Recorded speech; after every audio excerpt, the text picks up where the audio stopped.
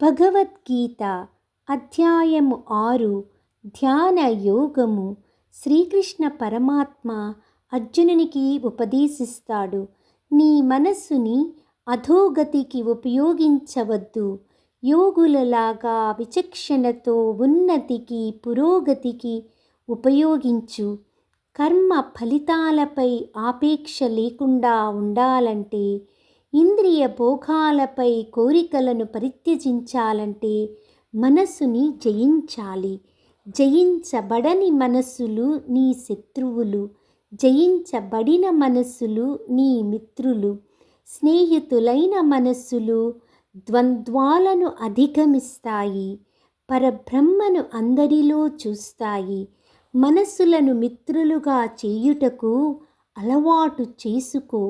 పరిమితమైన ఆహారమును, క్రమబద్ధీకరించిన నిద్రను, పనిలో సమతుల్యతను, పరిమితమైన ఉల్లాసమును, క్రమము తప్పని ధ్యానమును ఆలోచించవద్దు. నిలకడలేని విఫలమైన ధ్యానాభ్యాసముల గురించి. ఎందుకనగా అవి తిరిగి ధ్యాన మార్గము వైపు తీసుకువెళతాయి. అలాగే మనసు పరిభ్రమిస్తే వెనక్కి తీసుకురా. నమ్మకముతో పట్టుదలతో ధ్యానమును వైరాగ్యమును అభ్యసిస్తే ఇంద్రియాతీతమైన ఆనందమును ప్రశాంతతను పొందవచ్చు.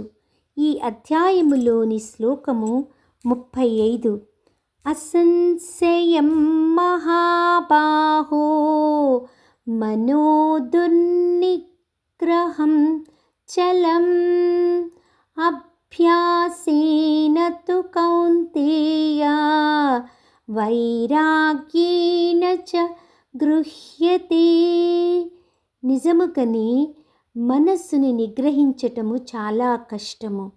కానీ అభ్యాసము ద్వారా, వైరాగ్యము ద్వారా మనస్సుని నిగ్రహించవచ్చు. హరి ఓం.